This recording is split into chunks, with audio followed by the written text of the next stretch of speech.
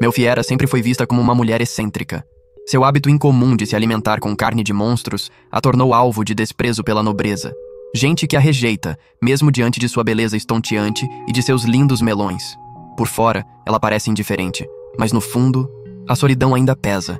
Tudo muda quando surge o sedutor e enigmático Galbraith, o barão sanguinário. Diferente dos outros, ele não apenas se interessa por sua aparência, mas também compartilha a mesma estranha fascinação pela carne de monstros, e Melfiera sente que ele será o homem que lhe dará 15 filhos cabeçudinhos. Tudo começa com Melfiera, que curte seu sanduíche em um parque tranquilo, aproveitando o sol e a brisa leve. Um velhinho chega devagarinho, descendo de sua carruagem, e pergunta se pode dar uma mordida. Ela sorri animada e abre a caixinha de piquenique abarrotada de comidinhas gostosas. O homem se acomoda ali do lado e ataca um sanduíche. No primeiro pedaço, os olhos dele brilham de puro prazer, e ele elogia a carne suculenta, querendo saber de que bicho veio aquilo. Com toda calma, ela conta que é de uma fera sombria conhecida como chifre negro. O coitado engasga e cospe tudo fora com uma careta de nojo. Ele fica pasmo, imaginando como uma garota tão delicada se arrisca com venenos desses, mas aí algo clica na memória dele. Olhando melhor pra ela, Melfiera sente uma quentinha no peito ao ver que ele gostou tanto.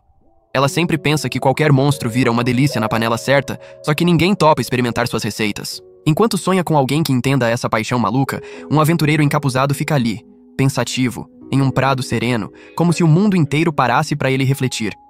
Mais tarde, no parque, um bando de nobres chiques se reúne para um banquete social, todo mundo de trajes finos e conversas vazias. Melfiera tá lá no meio, provando uma garfada e soltando um elogio pros chefes do rei, que capricharam pra caramba. Ela se vira pra pegar mais, mas o criado dela, Talbot, a chama baixinho. Ele questiona por que ela tá de gracinha, e ela fica sem graça na hora, o rosto corando. Lembra que veio ao banquete de outono do reino Langidas pra caçar um marido, como filha do conde Marchelade. Mas no fundo tá entediada pra cacete, porque ninguém ali mexe com ela de verdade. A madrasta Célia tinha avisado. Arruma um homem logo, senão é colégio de freiras na certa. Até o pai dela, com toda a polidez, pediu pra ela se jogar em qualquer um de caráter decente. A pressão pesa nos ombros, mas todo mundo no evento a ignora como se ela fosse invisível. Desanimada, Melfiera dá no pé e sai correndo. Lá fora, entre os cavaleiros comuns, ela acha que pode rolar algo mais autêntico, um cara de verdade no meio da multidão. De repente, gritos de pânico explodem por todo lado. Um monstro surge do nada, feio e feroz. Os nobres frescos saem em debandada, mas Melfiera avista um casal de velhinhos caídos no chão, apavorados. Ela corre para ajudar, e a senhora diz que não consegue se mexer sem a bengala. O rosto dela empalidece ainda mais quando a sombra da besta paira atrás de Melfiera. Chocada com um chifre negro aparecendo num lugar lotado assim, ela sai correndo para atrair o bicho para longe do casal. Quando a pata enorme sobe para esmagá-la, ela pensa que era isso, fim de linha, o coração na boca. Mas, num piscar de olhos, um espadachim surge e decepa a cabeça da fera com um golpe limpo. Ela fica boquiaberta, vendo o rapagão descer e embainhar a espada com uma graça mortal. O espadachim é o Duque Galbraith, que observa Melfiera enquanto a galera ao redor cochicha sobre a força bruta dele, que deixa todo mundo de queixo caído. Ela o encara, hipnotizada, recordando o apelido de Duque Louco pelo sangue. Ele pergunta se ela tá com medo dele, a voz grave ecoando. Ela pausa, sabendo das histórias. O cara adora massacrar feras por puro tesão na briga. Mas puta que pariu, o rosto dele é de derreter qualquer uma, e ela se levanta pra agradecer, o pulso acelerado de um jeito novo. Galbraith pisca, surpreso com a frieza dela, e pergunta se machucou em algum lugar. Melfiera garante que não, mas avista uma mancha de sangue na bochecha dele e vermelha que nem pimentão sugere que ele lave o rosto. Ele franze a testa, confuso, e ela explica que o monstro parecia infectado. Se engolir essa porcaria, pode pegar uma doença braba. No fundo, ela fica com o coração apertado pensando na carne toda indo pro ralo por causa do veneno. Mas será que dá pra limpar? Esquece os devaneios e foca nele, preocupada que o sangue entre pela pele e bagunce tudo. Galbraith arqueia a sobrancelha, impressionado com o papo afiado dela sobre monstros, e Melfiera percebe que soltou o verbo demais. Desculpa na ponta da língua, ela se arrepende de encher o saco, mas ele estende um frasco de água benta para ela beber. Diz que isso afasta qualquer toxina, e ela pega, hesitante, os dedos roçando nos dele. Vendo o sangue sujando a roupa dela, ele segura a mão de Melfiera e a puxa para um canto mais reservado, para trocar de roupa. Ela recusa, rindo nervosa, que é só lavar depois. Ele insiste. Tá bom pra você andar com essa sujeira de besta fedorenta? Ela ri de leve, contando que desossa um monte de monstros no dia a dia, então isso aí é fichinha. Boquiaberto com a naturalidade dela lidando com perigos assim, Galbraith quer saber o nome. Melfiera finalmente se apresenta direito e agradece de novo, o peito inchado de gratidão. Ele solta uma gargalhada gostosa, como se tivesse descoberto um segredo, e revela que ela é a famosa devoradora de monstros, a Senhora Gulosa Lendária. No mundo de Melfiera tem um monte de bichos esquisitos e plantas mutantes que chamam de monstros, e a carne deles é um risco. Envenena feio quem come sem cuidado. Então vão pro lixo depois da caçada.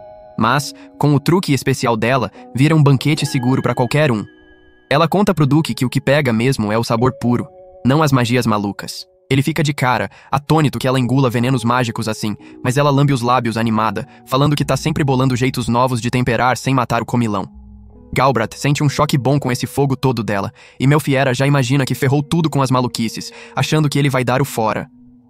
Ela força um sorriso pro Duque, mas ele vira o rosto, meio tímido, como se o encanto tivesse virado do avesso. Melfiera olha pra ele, mordendo o lábio, e pergunta se rolou algo errado da parte dela. Galbraith fica ainda mais na dele, o rosto avermelhado. E ela já imagina que tá dando um tiro no pé, espantando o cara com as esquisitices. Resolve perguntar se ele tá passando mal por causa do sangue, mas ele balança a cabeça, dizendo que tá de boa, sem problema nenhum. De repente, ele pega a mão dela e sai correndo, como se o mundo fosse acabar. E Melfiera fica ali, o coração aos pulos, se perguntando por que diabos ele não tá torcendo o nariz pros gostos bizarros dela. Ela o observa enquanto ele guia o caminho, forte e decidido, e aí ele para de supetão, virando pra ela com os olhos curiosos. É bom mesmo? Ela pisca sem entender nada, e ele explica direto. A carne de chifre negro deve ser uma delícia, né? Aposto que você já mandou ver várias vezes. Surpresa com o papo reto, ela assente, pensando um pouquinho antes de soltar o verbo. E se ele achar nojento? Mas vai fundo. Sabe de boi, ó. Tem que amaciar bem antes de jogar na grelha ou no ensopado. Aí fica dos deuses. Galbraith arregala os olhos, genuinamente impressionado, e manda a real. E se o bicho não tá infectado, dá pra comer sem medo? A pergunta acerta em cheio, e ela lembra das chacotas antigas. Todo mundo zoando porque ela ousava comparar aquela carne feiosa com um bife suculento de gado. Mas ali, com ele de verdade interessado em carne de monstro, um calorzinho sobe no peito dela. Finalmente alguém que pega a parada. Ela explica que pra qualquer bicho desses, o pulo do gato é tirar a magia da carne antes. Ele se endireita, sério, e quer saber o truque na hora. É fácil. A energia mágica sai que nem água do sangue, com umas ferramentas certas. Galbraith fica pensativo, hesita um segundo, e então segura as mãos dela, olhando nos olhos. Posso provar a próxima que você fizer? Melfiera congela, achando que tá sonhando acordada, o ar preso na garganta. Respira fundo para se recompor e pergunta se o estômago dele aguenta o tranco. Ele ri, dizendo que sim, sem crise. Por que a preocupação? Ele rebate. E ela conta que os infectados têm um veneno brabo, que só barriga de ferro topa. E os normais? Ele insiste, e ela solta. Igualzinho ao gado, pode tratar como carne comum. Animado com a ideia de se jogar em pratos exóticos, Galbraith abre um sorriso que ilumina tudo, e Melfiera derrete com o charme dele, sentindo que achou um parceiro de garfo na mesa da vida. Ele a leva pro acampamento para trocar de roupa, e no caminho, o mordomo dele, Caos, surge do nada, todo formal. Galbraith apresenta ela rapidinho e manda o cara pegar algo limpo para vestir. Caos faz uma reverência e some para cumprir a ordem. Dentro da tenda, Galbraith enche uma tina d'água e diz para ela se lavar enquanto espera. Melfiera recusa, não quer dar trabalho, mas ele insiste que aceite o gesto e ela rebate que nem tem tanta sujeira assim. Sem papas na língua, ele começa a trocar de roupa bem na frente dela, e ela trava, o rosto pegando fogo com o peito nu e marcado de músculos. Tapa os olhos, mas lembra das noites em que espiava cavaleiros sem camisa da janela do quarto. Não resiste e dá uma olhadinha de canto, soltando um elogio sincero pro corpo dele. Ele pula de susto, admitindo que malha todo dia, e aí a mente dela dispara em fantasias quentes, imaginando ele em ação, suado e feroz. Sacode a cabeça para espantar as ideias safadas, vai pra tina e começa a se limpar do lado dele. Me ensina a dar cabo de um monstro? Ela pergunta, os olhos brilhando. Ele diz que não é o fim do mundo, mas no fundo, acha que ela é miudinha demais para erguer uma espada e manda deixar o peso pesado com ele. Encantada com o cavalheirismo, ela sorri, e ele fica sem graça, inventando desculpas esfarrapadas. Para disfarçar, muda o rumo. Quer que eu casse um bicho específico para virar churrasco? O coração dela acelera com a proposta, e ela já vê 1000 opções saindo da floresta, ansiosa para testar sabores novos e loucos. Galbraith ri da empolgação dela e passa a mão no rosto sujo, limpando com cuidado. Para retribuir, ela faz o mesmo com ele, e os dois ficam ali, se olhando como se o tempo parasse, um clima gostoso no ar. Mas Caos entra na hora errada, olhando torto. Meu senhor, por que tá sem camisa na frente de uma moça solteira? Galbraith gagueja que não estava pelado total, mas o mordomo rebate que mesmo assim é vacilo dos grandes. Depois da bronca, entrega um vestido lindo para ela, e Melfiera elogia, os olhos vidrados. Galbraith conta que é emprestado da realeza, e ela quase baba ao notar a cabeça enorme de monstro que ele carrega nos braços, achando aquilo o máximo. Os caras ao redor trocam olhares, pasmos que uma dama assim caia por um visual tão bruto. Caos pensa que o chefe se deu bem no amor e eles a levam de volta para a carruagem. Ela agradece os dois de coração, já com um aperto no peito achando que essa é a última vez que se veem. Galbraith jura que na próxima traz uma variedade de carnes, e ela abre os braços. Vem quando quiser, tá sempre convidado. Antes de se despedir, ele promete caçar um noodle real para ela. E a mente dela já viaja para os pedaços suculentos, com ideias picantes dançando na cabeça. Tentada a topar na hora, ela avisa que o melhor é fresco, então melhor trazer vivo. Ele pisca, surpreso com o desafio novo de capturar ao vivo, e concorda na lata. Olhando o rosto amigável dele, Melfiera reflete na fama podre que ele carrega e saca que os nobres adoram espalhar lorota para boicotar. Ela sobe na carruagem e entrega uma cestinha para ele antes de partir. O que é isso? Ele pergunta curioso. Ela revela com um sorrisinho. Carne seca de Skatsbit, um bicho que rola no território do meu pai. Enquanto Galbraith tira a carne seca da cestinha, Melfiera garante que é de boa para comer, sem risco nenhum. Ele assente, animado, e dá uma mordida generosa, mas Caos franze a testa, todo protetor, e manda o amo deixar ele testar essa parada perigosa antes de se jogar. Cuspindo fora, senhor! Vai que é cilada! Ele insiste, achando que o veneno já tá fazendo estrago. Galbraith, no entanto, mastiga devagar, os olhos fechando de prazer e rebate. Prova você mesmo, vai que vira fã. Relutante, Caos pega um pedaço e come, com Melfiera ali quietinha, mordendo a língua de expectativa.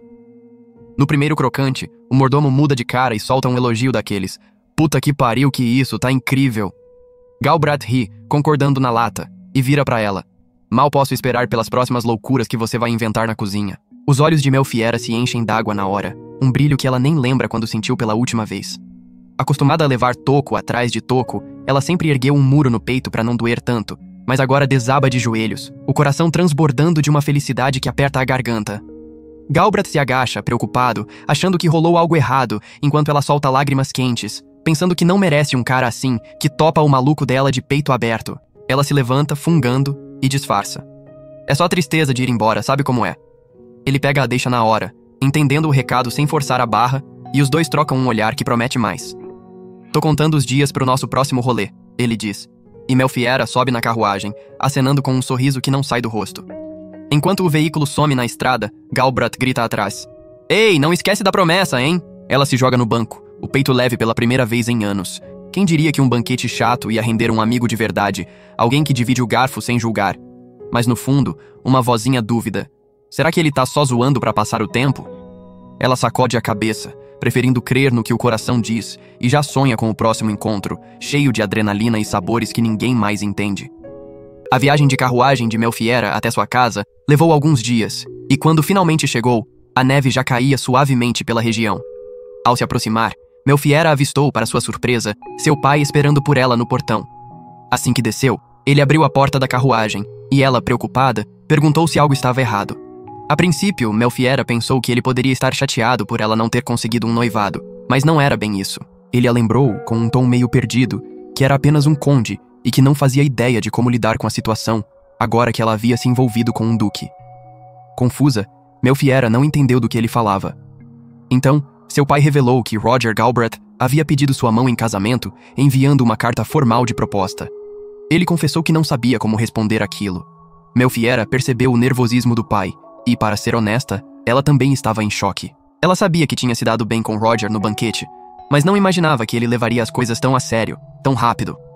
Enquanto isso, do outro lado da história, depois que Melfiera partiu, Roger voltou ao seu pavilhão para atualizar o príncipe herdeiro, Maxim, seu irmão mais velho, sobre suas tarefas. Ele informou que seus homens haviam vasculhado a área, garantindo que não havia mais bestas perigosas por perto, e que o covil do monstro já tinha sido devidamente eliminado. Maxim agradeceu pelo trabalho impecável, mas com um tom mais leve, pediu que Roger parasse de tratá-lo com tanta formalidade o tempo todo, afinal eram irmãos. Roger, porém, foi firme. Há 17 anos, Maxim fora nomeado príncipe herdeiro, enquanto Roger fora adotado pela família Galbraith. Para ele agora, era apenas um súdito de Maxim. Vendo que o irmão não cederia nas formalidades, Maxine mudou de assunto e, com um sorrisinho, perguntou se Roger queria falar sobre outra coisa, como, por exemplo, um encontro recente com uma garota ruiva bem interessante. Roger ficou pasmo que Maxine já soubesse disso, mas o príncipe riu, dizendo que sempre ficava de olho nas aventuras do seu querido irmãozinho. Enquanto Roger se distraía, Maxime enfiou a mão na cesta de piquenique que Melfiera havia dado a Roger e pegou um pedaço de charque. Sem pensar muito, deu uma mordida e ficou impressionado com o sabor. Curioso, perguntou que tipo de carne era aquela. Roger suspirou, achando que um príncipe herdeiro não deveria comer algo sem saber o que era, mas respondeu que, segundo Melfiera, era charque de carne de scat. Maxime achou fascinante que uma carne de monstro pudesse ser tão gostosa e perguntou se foi Melfiera quem preparou, porque se sim, ela poderia estar diante de algo grande. Mas deixando o charque de lado, Maxime estava muito mais interessado em saber o que Roger pretendia fazer em relação a Melfiera. Normalmente, seria impensável a filha de um conde se envolver com um duque, mas Roger nunca teve sorte com as mulheres, um verdadeiro azarado no amor. Então, conhecer Melfiera poderia ser uma chance única na vida para um cara reservado como ele.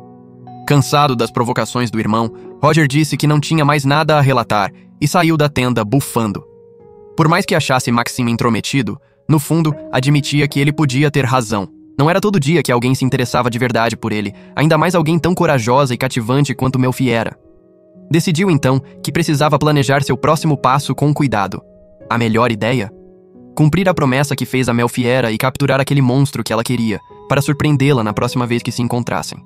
De volta à casa de Melfiera, ela e o pai estavam vidrados na carta cravejada de joias enviada por Roger. O pai contou que, antes de ela chegar, um mensageiro da família do duque havia aparecido montado em uma águia flamejante para entregar a carta. Melfiera ficou desapontada por não ter visto a águia de perto, mas esse não era o foco agora. O pai quis saber o que tinha rolado entre ela e o duque. Ela explicou com simplicidade que foi atacada por um monstro e Roger a salvou. O pai, incrédulo, insistiu que não podia ser só isso. Melfiera nunca tinha nem ouvido falar de Roger antes do banquete, e agora ele estava pedindo sua mão. Ao ler a carta, Melfiera reconheceu o jeito de Roger. Ele falava sobre a diversão que tiveram juntos antes de fazer o pedido. Ainda assim, ela não conseguia evitar a sensação de que poderia haver algum motivo escondido por trás disso tudo. O pai a tranquilizou, dizendo que ela não precisava aceitar a proposta se não quisesse, mas que recusar um pedido de um duque exigiria uma desculpa muito boa. Mais tarde, já de noite, Melfiera examinou a carta com mais atenção e chegou a uma conclusão. Roger devia amar carne de monstro tanto quanto ela. Provavelmente, ele queria se aproximar para ter uma parceira com quem compartilhar esse hobby tão peculiar. Ao apertar a carta com força, Melfiera sentiu um leve formigamento, como se uma magia estivesse emanando do papel. De repente, uma mensagem oculta se revelou. Roger chegaria para visitá-la antes do fim do inverno, mais precisamente no dia 18 do mês, que por coincidência era amanhã. O pai de Melfiera entrou em pânico de novo, e ela, para ser honesta, também ficou atordoada. Não imaginava que o reencontraria tão cedo. Ainda sem entender direito as intenções de Roger, ela decidiu que não adiantava ficar quebrando a cabeça com isso agora. Na manhã seguinte, a madrasta de Melfiera, Célia, invadiu o quarto para acordá-la, horrorizada ao ver que ela ainda estava de camisola a essa hora. Melfiera inventou uma desculpa rapidinho, dizendo que estava esperando Célia chegar para ajudar a escolher uma roupa. Na verdade, ela tinha acabado de acordar, literalmente 1 minuto antes de Célia entrar. Célia não era exatamente cruel com Melfiera, mas também não era lá muito gentil, e não perdia uma chance de criticar cada escolha dela. Sabendo que foi ela quem insistiu para Melfiera arrumar um marido logo, Célia questionou com um tom de desaprovação o que ela estava pensando ao se envolver logo com o duque louco por sangue. Melfiera, que não dava a mínima para os comentários da madrasta, ficou calada enquanto as criadas a vestiam.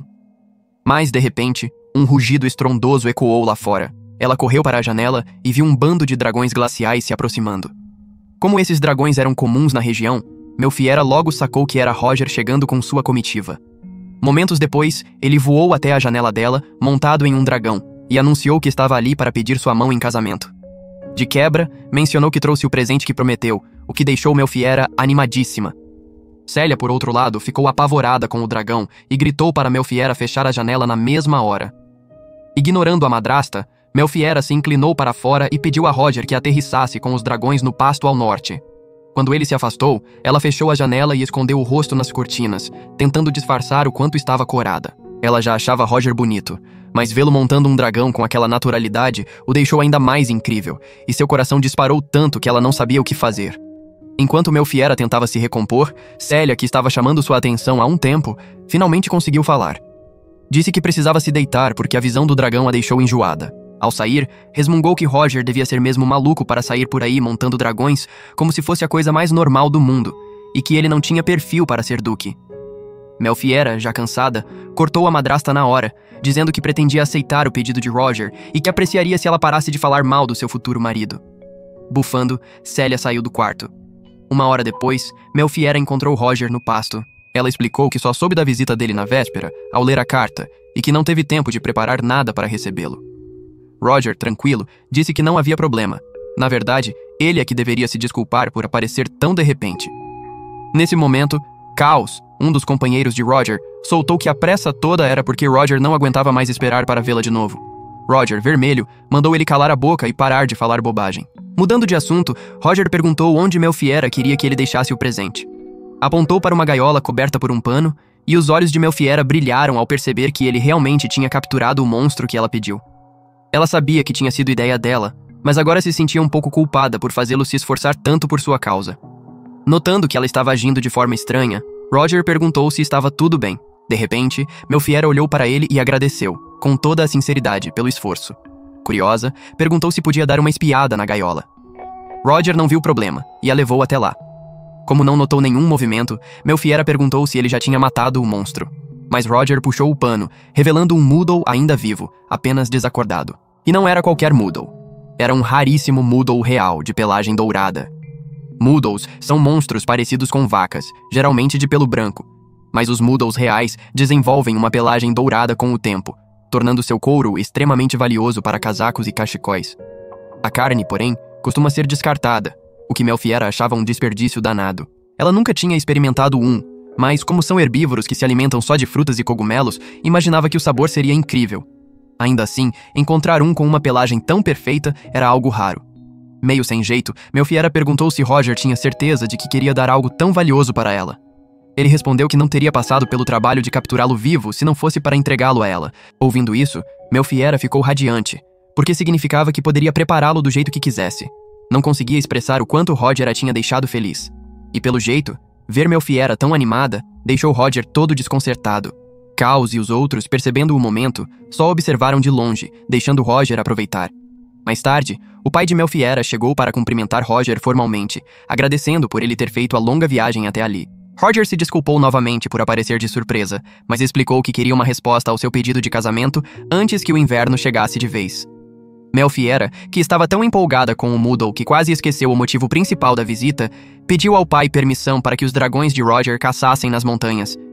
Ele não se opôs, mas ficou confuso, achando que o Moodle era comida para os dragões.